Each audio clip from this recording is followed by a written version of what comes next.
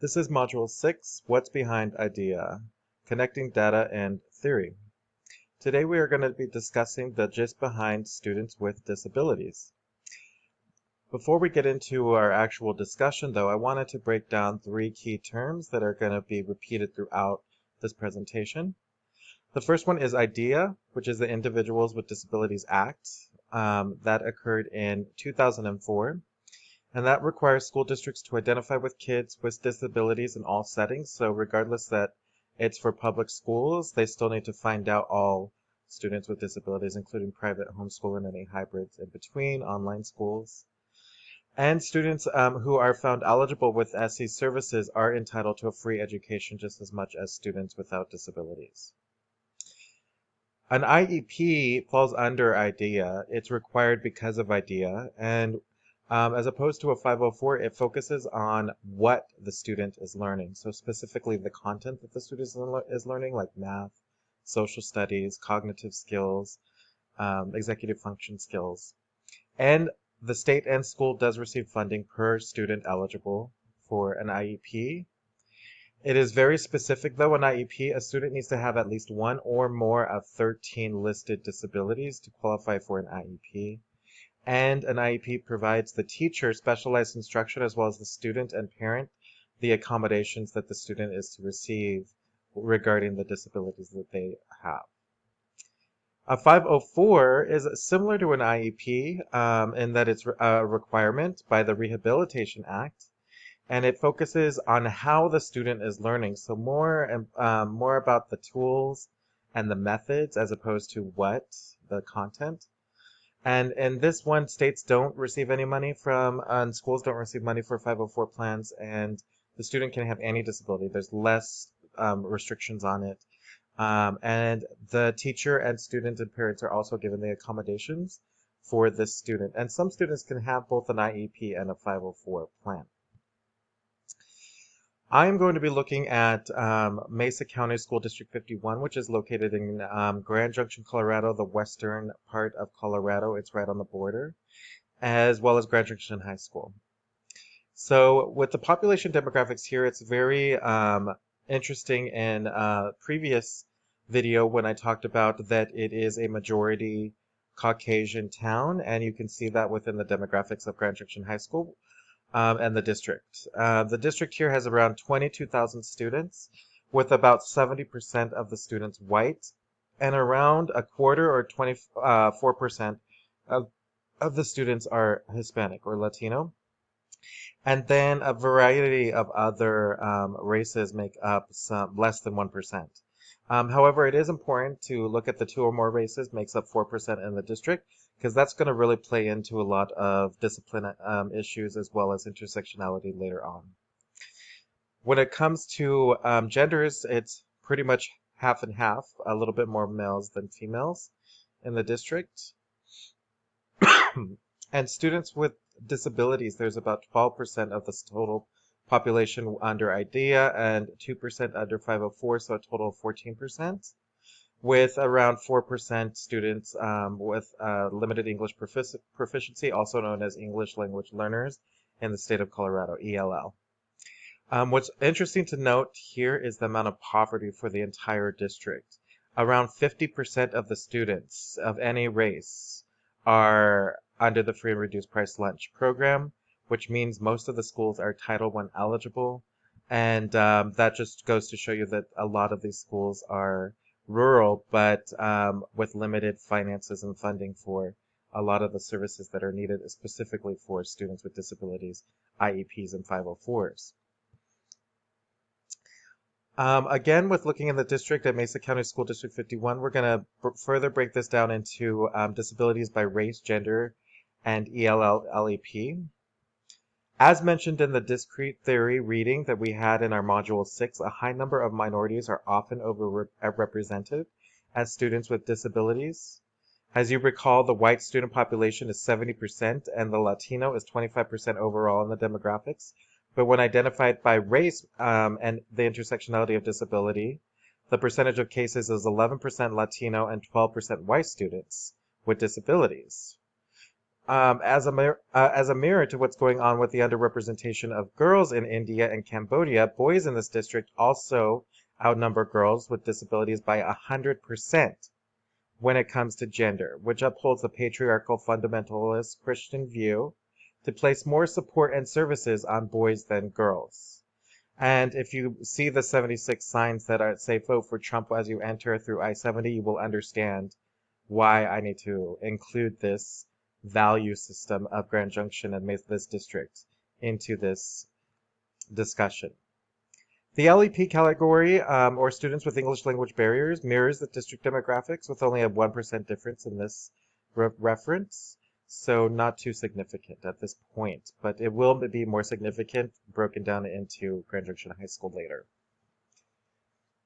I did want to look at the discipline report of Mesa County School as a district because I just wanted to see how the demographics broke down. Again, within the entire district, there's about 22,000 students, and 70% of those are white, 25% Latino. That makes up pretty much the total amount, and then less than 1% each of everything else besides 2 or more races.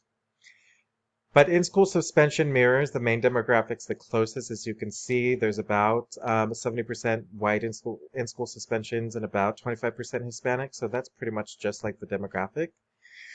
Whereas the out-of-school suspension demonstrates the disparate theory and systemic racism of about 32% of suspension cases being Latino, while only 25% of the entire population is Latino. And also the Asian and Black move up 1 to 2 percentage points from their overall demographics, where their overall demographic is negligent, under 1%. Expulsions are interesting in that 76% are white and 18% Latino. And the 2 or more races goes up 3 points from the overall demographics of 3% to 6%, which is interesting to note, because you're going to see that Grand Junction High School has a real issue with mixed students of 2 or more races. As we transition to Grand Junction High School, we're going to go back to the overall population and demographics. So around 1,700 students attend Grand Junction High School, which is a high school I attended a long time ago. And it is still 70% white and 24% Latino, which is pretty much the entire student population. The rest is other races under 1%, besides the 2 or more, which is around 4%. Around 13% of the population of all students has an IEP or 504, and 40% of the school is on the free reduced price lunch, making it a Title I school. Around 2% of the LEP population compared to 4% in the district at Grand Junction High School. So there's less ELLs overall in Grand Junction High School. When we break down disabilities by race, gender, and ELL, or looking at the intersectionality, the race is similar to the district, where the Latinos are overrepresented again with the same amount of students with disabilities as white students, but 50% less in the overall population. So that just goes to show the systemic racism as well as intersectionality going on there. It's also interesting to note here that the mixed race is highly overrepresented, with 12% of the cases from two or more races versus 4% of the overall population. So that really needs some questioning for the school board in the future. By gender, boys again outpace the girls overall in all races categories except the 2 or more, where girls actually have 12.5% of the cases and boys have 11.4% of the cases of gender and disability. By the ELL-LEP designation and disability, the label is highly suspect because 2.3% of the entire population is the demographic, whereas 4.8% of the students with disabilities are ELL-LEP. So that really doesn't make any sense there. Again, girls and boys are both at the 20% labeling with LEP with disability, which echoes the disparate theory of intersectionality and discrimination based on minority status. When looking at the Grand Junction High School Discipline Report, again, the entire school is 1,700 students, with about 70% white and 24% Latino. The in-school suspension does favor white students because less than the overall demographic is in-school suspensions. There's about 65%, as you can see, whereas the Latino mirrors this the total population of 24%, and the 2+ races goes up by 3 points. Out of school suspensions is where you see the systemic racism, with 30% of the cases being Latino, where only 24% of the population is Latino. And this is really out of extraordinary. 13% of the cases are of mixed races for out of school suspensions, where there's only 3% of the total population. White students has less than 50%. Expulsions goes back to mirror the overall, with 80% cases white and 20% cases Latino, which is also interesting to note. When reflecting on my role as a learner and educator, I really wanted to echo all of the readings that we had this module. The discrete reading was the most involved in that it emphasized intersectionality of race, gender, and LEP status, where intersectionality is the doubling or tripling of discrimination because of differences versus the norm or white race and the majority race. As we discussed throughout these slides, you could see that race had the most intersectionality with disability, especially Latinos within Mesa County and Grand Junction High School, and then 2 or more races, mixed races, has a huge problem in Grand Junction High School. I would like to personally reflect on that and think that just the divisions are so visible in Grand Junction, where 2 or more races really doesn't have a voice on either side. So say, for example, they're Latino and white, they're not able to meander through either identity, and they are pretty much ostracized from both the Latino and the white. So that's probably creating some heads and meeting of the minds with students as well as teachers. Gender echoed the treatment of girls in India and Cambodia, with underrepresentation across the district, but not in Grand Junction High School. Boys are given more services and attention than girls, which is very much the white fundamental Christianity that pervades throughout Grand Junction and Mesa County. Intersectionality and ableism allows for unequal treatment and punitive consequences for minority students, as mentioned in the respectability video. So many of the teachers and the district, just instead of using restorative practices, which isn't even an option here besides some of the online schools, they just kick students out, or they're referred for discipline. They either go to in-school suspension, out-of-school suspension, or they're expelled. So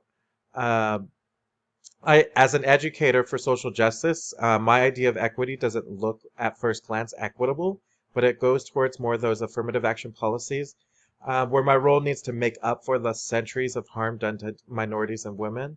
So I choose to work at schools that are majority Latino, and I champion classes to separate girls to learn to work together instead of competitively as our society wants them to.